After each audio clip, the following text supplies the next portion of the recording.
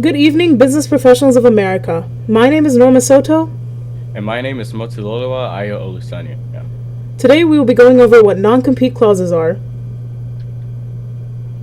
Today in our presentation, we'll be going over the definition and purpose, the fairness and employee perspective, the pros and cons, legality and enforcement, adaptability and alternatives, and our stance on non-compete clauses. Firstly, as I just said, we'll be going over the definition and purpose, and we'll be answering the definition of what non-compete clauses are.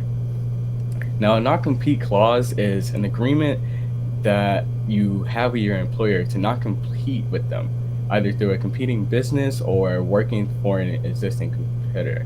For example, you could have Pepsi and Coca-Cola, or Starbucks and Dunkin', or Amazon and Microsoft. All these companies, they don't want their employees to go into their competitors because they could potentially leak out secrets that would obviously make their competitor go above them. Alright, for our next section we have fairness and employee perspective. We will be answering the question of how employees feel about non-compete clauses. So, employees believe that non-compete clauses place limitations on their potential opportunities, which prevents them from learning new things and hinders their professional growth. They also believe that non-compete clauses protect employers, which leaves them vulnerable to unemployment, kind of like this one-sided protection. And lastly, non-compete clauses are legally ambiguous, and in a rapidly changing job market, they tend to become overly restrictive. Due to this, workforce dynamics are shifted. Non-compete clauses cause employees to feel undervalued and limited in their professional pursuits, which decreases their morale and engagement. Companies that use non-compete clauses may struggle to attract skilled workers, since these workers tend to prefer more lenient or reasonable employment terms. So instead, skilled workers have started to work on entrepreneurship and startups. Thirdly, we'll be covering the pros and cons, and we'll be answering the question, what are pros and cons for companies and employees? Now, the pros for non-compete clauses would be, firstly, non-compete clauses can keep the industry stable.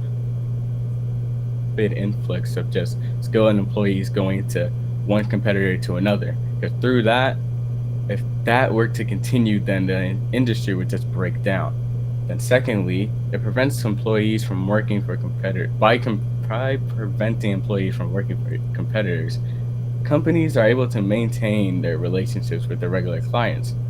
For example, if an employee were to go from one company to another and then try to move or leverage one of the other clients that they had before into that company, that could ruin the industry, just like the first point. And then thirdly, the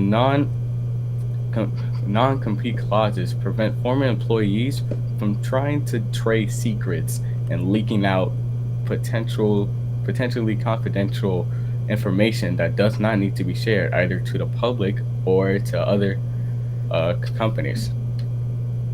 Then we have the cons of non-compete clauses.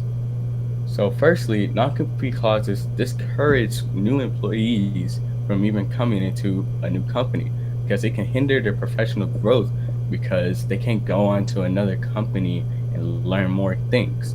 Secondly, these agreements have to be constantly renewed. So even just having to constantly keep up with that kind of bothers companies because they don't feel like doing that all the time because they only worry about what the employees is going to do after they leave. Thirdly, we have how non-compete clauses prevent skilled employees from contributing to different companies. For example, imagine you're a beginner inside one company, and then after you leave that company, obviously you're probably intermediate or maybe an expert. Now your ideas can't be shared onto a company that will probably boost your ideas because of this non-compete clause. Fourthly, a non-compete clause can lead into legal battles between companies and employees, which would just cost in a lot of loss for money of that employee of the employee and for the company, which would just result in a lot of damages in company reputations. All right, for our fourth section, we have the legality and enforcement of non compete clauses. We want to know how non compete clauses have been influenced by legal cases. So, to start off with the legal landscape, non compete laws tend to vary state by state. So, for example, in Texas, non compete clauses are generally enforceable. So, if Pepsi and Coca Cola decided to have a clash with one another, Texas would be on the side of the companies rather than the employees. However, in California, non compete laws are not enforceable, which means that the government would be in favor of the employees. In January 2023, the Federal Trade Commission proposed a new rule that would effectively ban non compete clauses in the workplace. The FTC believes that non competes are an unfair method of competition which violates Section 5 of the Federal Trade Commission Act. However, since this is such a new rule, it has not been enforced yet. Next, we have the historic cases of non compete clauses. One of the most important cases for non compete clauses is Amazon.com Incorporated versus Powers. This is about Daniel Powers, who joined Google 3 months after Amazon terminated him. Keep in mind, Amazon has an 18-month contract. This was a long battle, but the court ruled in favor of Powers and said that he is allowed to work for Google.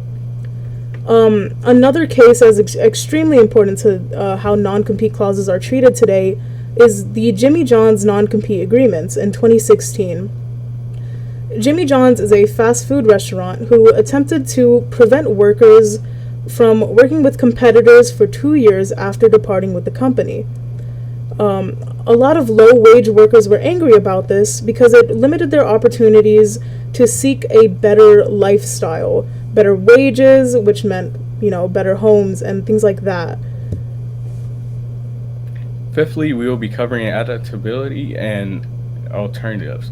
And we'll be answering the question, what choices do firms have to protect their interests? So, really, how can a company adapt to a non-compete clause? One of the main problems with non-compete clauses is that they're very vague. Companies can prevent this by, firstly, creating a clear distinction of the definition. Most employees can be really confused by what a non-compete clause is. They don't know what non-compete really means or even what a clause could mean. So companies have to let their employees know what a non-compete clause is so that they don't get it mixed up with probably an NDA or an NSA. Secondly, you can have them review and update the agreement periodically. So just like I have previously stated, having to periodically update the agreement also makes sure that employees know what they can and cannot do, so that once they leave, they don't void the contract. Companies can also start offering benefits to employees that follow the non-compete agreement. This would probably actually leverage more employees to stay with them, or even leverage in new employees. Potential alternatives for companies that want to use a non-compete agreement would probably be like how not everyone agree, would probably be like a non-disclosure agreement, a non-solicitation agreement, clawbacks, intellectual property protections, and there's more that are out there. Just don't have them all listed out right now, because obviously not everyone agrees with a non-compete clause. Employees obviously want to fight back against it, as they're already doing, and just like how the FTC is also bringing up a bill that's going to ban them, or really just remove them. So a non-disclosure agreement would be like after you leave the company, you don't talk about any of the information that has been disclosed onto you as you're working with them. Same thing is kind of similar with non-solicitation agreements. You can't really sell things that surround the things that were with the company that was with you, or that you were with.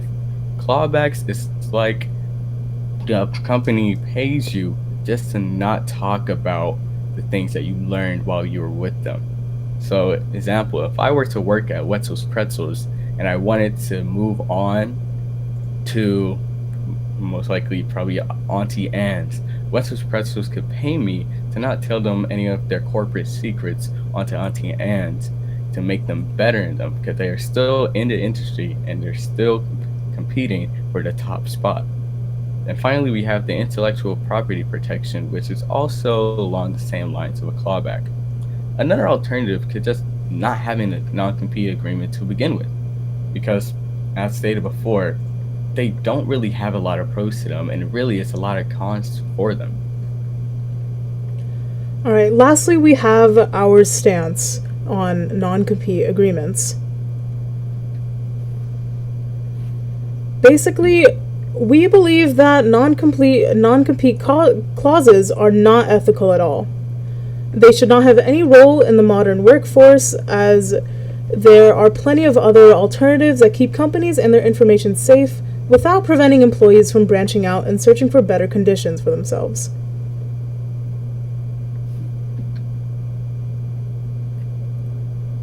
We would like to thank you for listening to us on our presentation.